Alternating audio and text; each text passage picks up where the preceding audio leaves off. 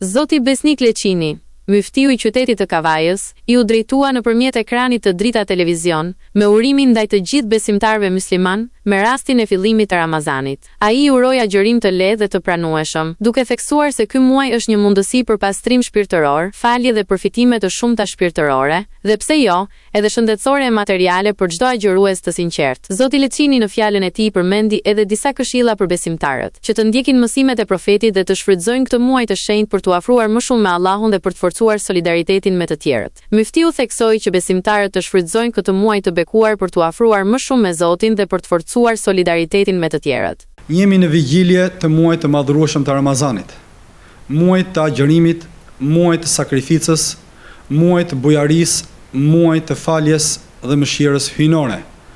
Allahu i lartësuar e ka bërë detyrë agjërimin e muajit të Ramazanit kur thotë: "O ju që keni besuar, është bërë detyrim për ju agjërimi, sikurse ishte i obligueshëm edhe për popujt e mëparshëm që ju të jeni të devotshëm."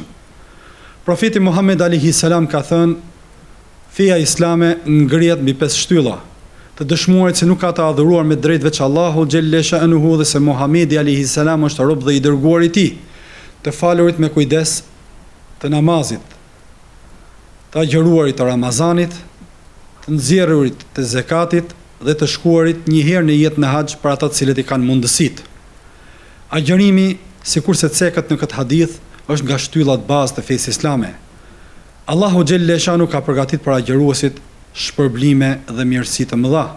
Profeti Muhammed alayhi salatu wasalam thotë: "Men sama Ramadana imanan wa ihtisaba, ghufira lahu ma taqaddama min dhanbi."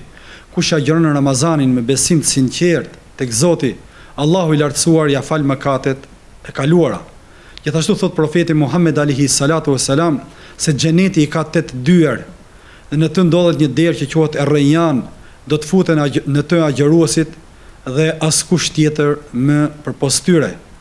Duke qenë se agjërimi ka një vlerë shumë të madhe, Allahu xhelle xhelaluhu thot në një hadith kudsi që të gjithë punët që bën biri i Ademit janë për të, përpos agjërimit të cilin e bën për mua, pra për Zotin, dhe unë jam që e shpërblej për të. Në muajin e Ramazanit ka zbritur Kurani i famlart, i cili është udhërrëfyes për njerëzit, jo vetëm kaq, por edhe librat e tjerë hyjnor. Në këtë muaj ndodhet një natë e cila është më e vlefshme se 1000 muaj. Ajo është nata e bekuar e Kadrit. Në këtë muaj Zoti xhelle shanu ja pranon lutjet besimtarëve, siç thot profeti Muhammed alayhi salam, 3 personave Allahu xhelle shanuhu i përgjigjet lutjeve të tyre: lutja e udhëtarit, lutja e prindit për fëmin dhe lutja e agjëruesit.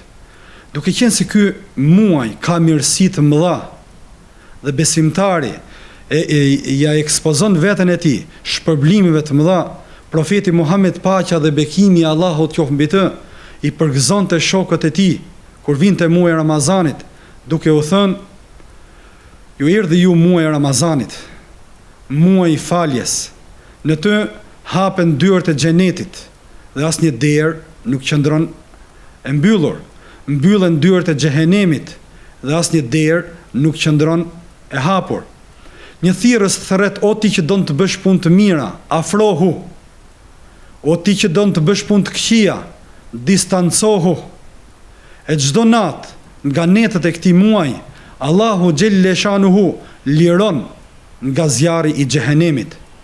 Le të jetë shembulli jon në këtë muaj të begat profeti Muhammed alayhi salatu wasalam, i cili ka qenë më bujari i njerëzve dhe bujarinë e tij më së tepërmi e manifestonte në muajin e begat të Ramazanit, sikurse na ka përcjell Abdullah ibn Abasi radhiyallahu anhuma.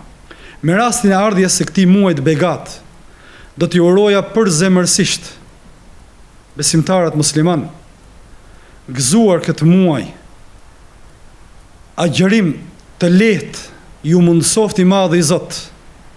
Le të jetë ky muaj ku garojmë në punë të mira, ku garojmë në adhurim ndaj Allahut subhanahu wa taala me agjërim gjatë ditës, namaze, e lexim nga Kurani gjatë natës e shumë adhurime të tjera. Paqe, begati, mirësi, të mira e harmoni Sjellët ky muaj në familjet tuaja, në qytetin tonë, në vendin tonë dhe kudo që janë besimtarët. Agjërim të lehtë dhe të pranuar tek Allahu xhelle shanuhu.